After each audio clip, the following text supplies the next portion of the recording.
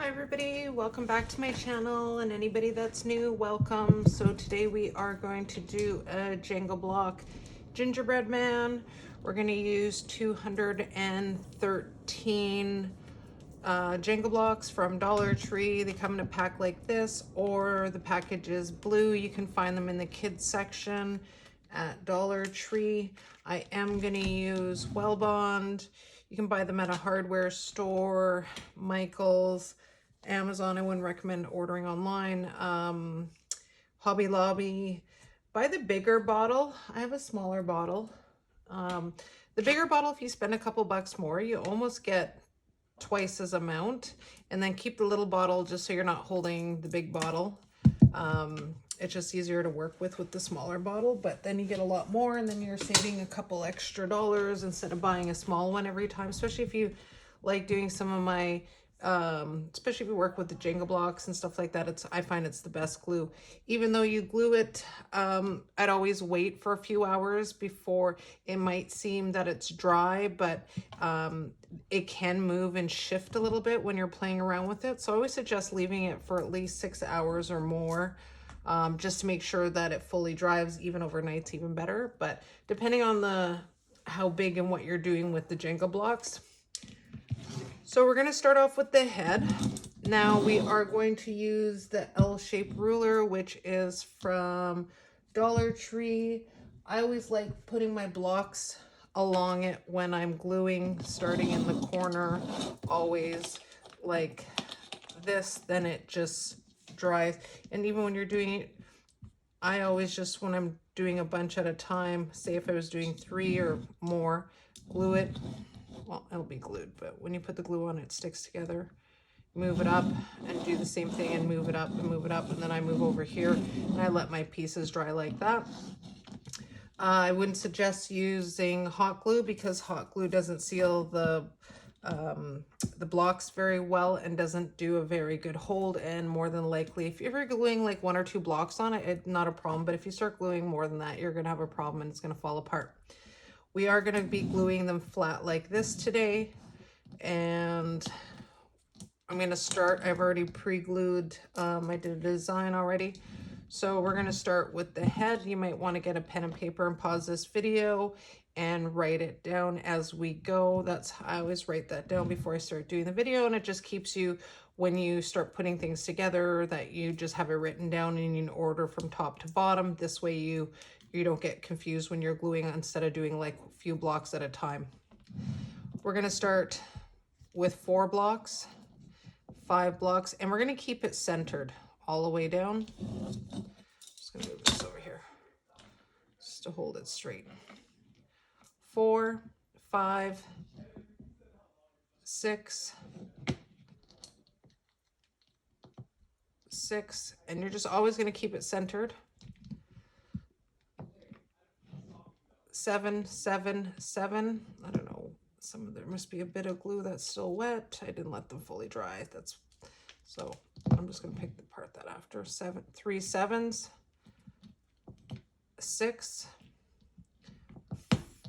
5. If you hear my son laughing in the background, he's playing in the background. 5, 4, and another 5.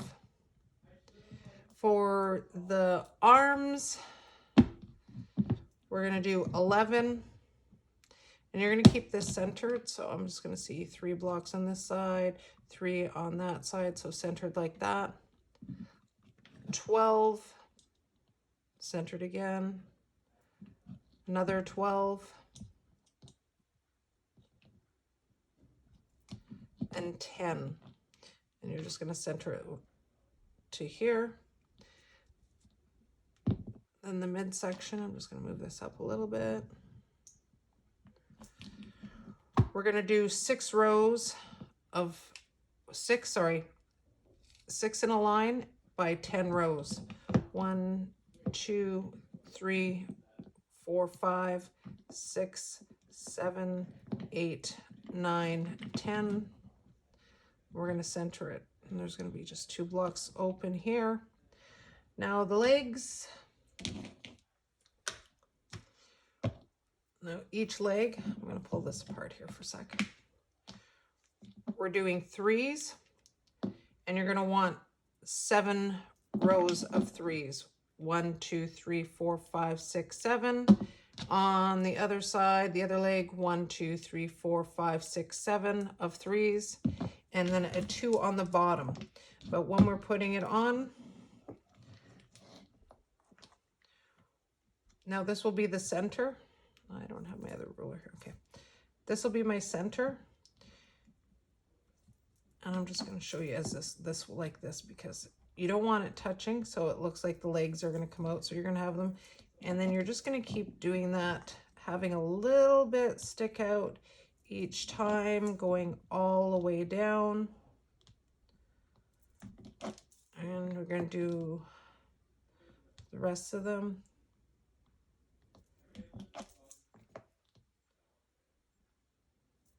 And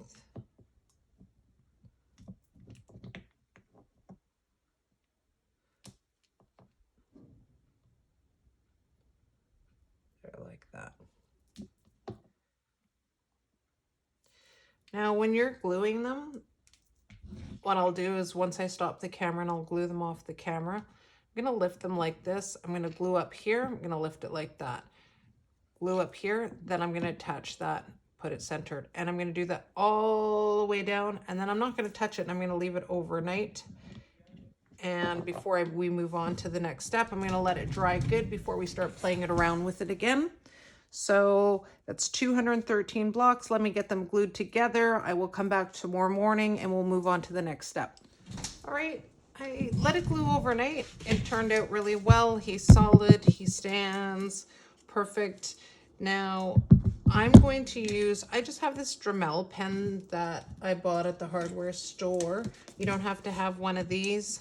I just want to take the little edges off, the pointy edges, because we're going to do another step. Once the pointy edges off, we are going to fill in some of the sides here. But you can use, I've gotten 3 of these. This is just a coarse nail file from DT, little buffer in the crafting section. And this one is from the hardware section. I'm just going to use my hand drill, and I'll just show you on the other side here. I already did one side. It just takes off makes it more softer edges than the pointy on the other side. Do not do the bottom square at all, because you don't want to do it round, because that's what keeps it up. So I'm going to do that, and then we're going to move on to the next step. All right, so I finished the filing, which turned out really well, that I like.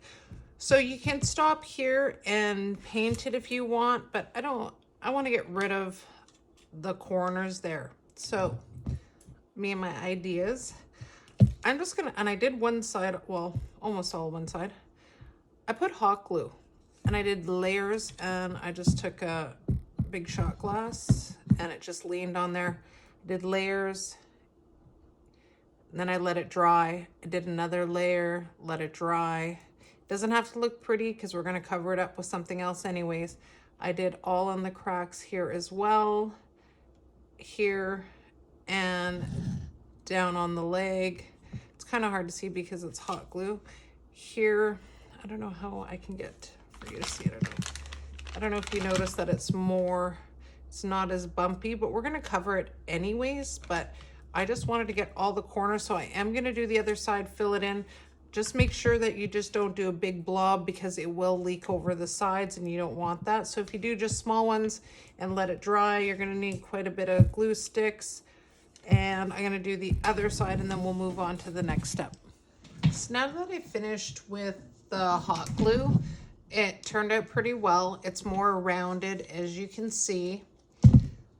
I'm going to use some white glue from DT. It dries fast and clear. I don't think it dries fast, and I don't think it dries fast at all, but it has a strong hold, and it's good that you wrap it around, because you won't even know. It will look like you actually cut the blocks when you didn't. Now this bottle is from Dollar Tree, so here in Canada I think it's like $1.25 or $1.50, I can't remember, depending. Some things are $1.25, $1.50. Better than using Mod Podge in the little bottles, because you'll have to use quite a bit. I got about a half a bottle here, so if not, I do have another bottle of it. Now he's just brushing the motions with the brush on, putting it on, doing another coat over top, and just keep layering it. Now I've already just cut, or I didn't cut, I just pulled them apart. So you just want to make sure that you go through.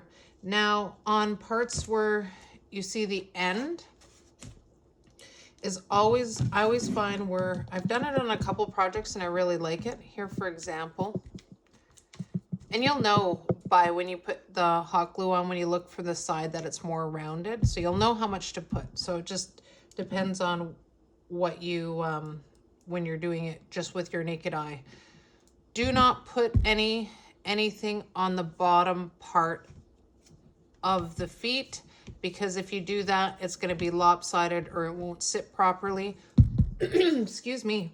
So at the bottom, like I was just showing at the paper towel, so the straight cut, I would just put it right there so you can see that it just blends in right there. And because you'll have a lot of pieces like that all the way around, but do not put it on the bottom so it sits upright. Now, if you do have some left over, put it in a Ziploc bag. Believe me, we'll probably do the paper towel mache again. I really like it, especially with the blocks, because it just gives it a different texture look. If we were to paint it right now with the hot glue, you're going to see all the in grooves. Excuse me. Sorry, guys. But when you wrap it, it's just going to look so much smoother and everything's just going to wrap nicely. So I am going to do this. It's probably going to take about a half an hour. I usually put another, I have like a dirty mat that I use when I'm doing painting and glue like this, because it does get all over. It drips off a little bit when you're doing it and you don't want to wreck your mat. So just make sure you even put a plastic sheet down. You could buy a tablecloth, you know, those plastic ones. I cut them in squares, and especially with a messy project, and it does stay wet for a long time. So the last couple of projects that I've done that I've used with the paper towel mache, I usually find leaving it overnight. I have to work tomorrow, so a good 12, 10 hours, 15 hours does, and it's nice and solid and it's done. So I'm going to do that, and then once we're doing that and I come back and it's all dry, we're going to move on to the next step. So I let it dry overnight. It turned out really well. As you can see, it's more rounded. You didn't have to cut any of the blocks. When you do, I just want to show you closer. You can see that I didn't press in. I just did the top and then just lightly to give it more of a round effect. Now I'm going to paint it. I did both sides in between the legs. Did not do the bottom, like I said, with the paper towel. If you leave it, you can do it nicely squared, that you don't have to do the bottom and that it still stands up properly. I'm going to use espresso brown, and I'm going to give it a good couple coats, especially with the paper towel. Sometimes there's little grooves. After you notice the first coat, you're going to probably need to do a second one. All right, so I finished painting him. Now I did switch.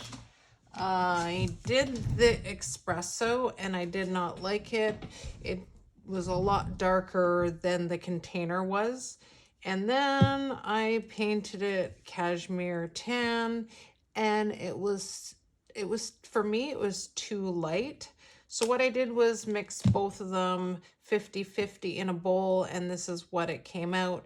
And I did a nice 2 coats on him, and I think this is the color that I really like. They didn't have in-between color at DT between these 2 browns, so I won't waste any of this. I will put it in a container. You never know what you're gonna need it for next, and it's already pre-mixed and we don't want to waste. So I want to put Santa hat on them just to bring it out a little bit more, just because usually, you know, gingerbread are a little bit plain. So I want to do a Santa hat on him. I'm just going to use some DT felt roll. You're just going to kind of measure around his head.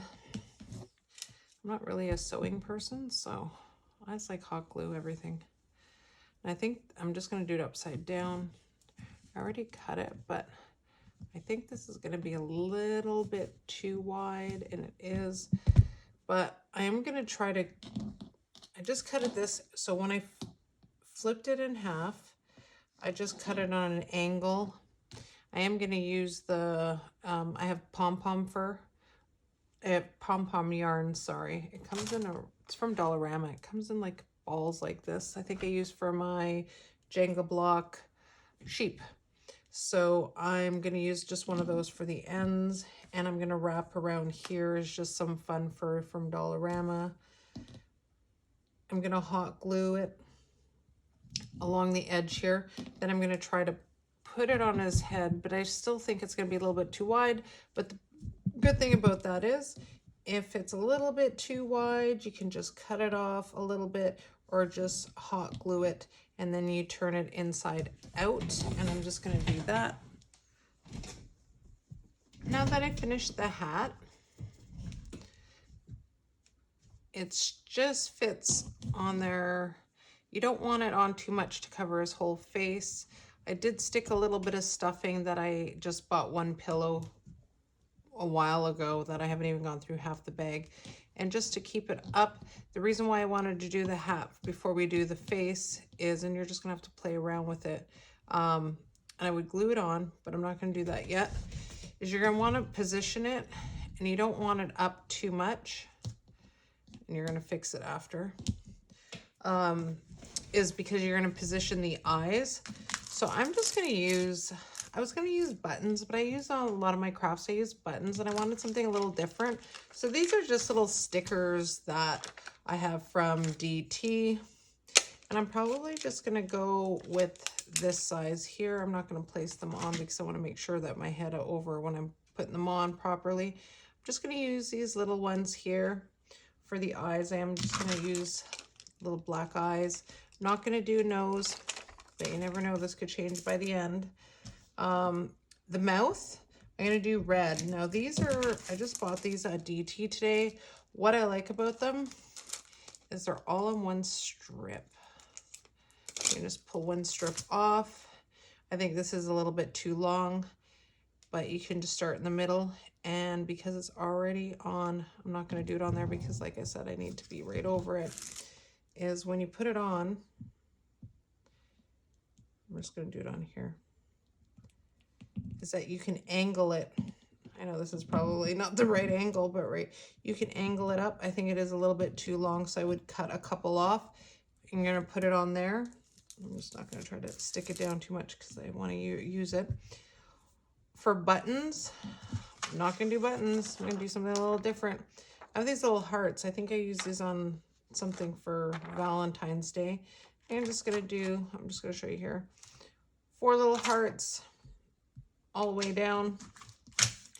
We're gonna do that. And then on the side, as a gingerbread man has like squiggly lines in the front, but because this is like a 3D one, I'm not gonna do the back.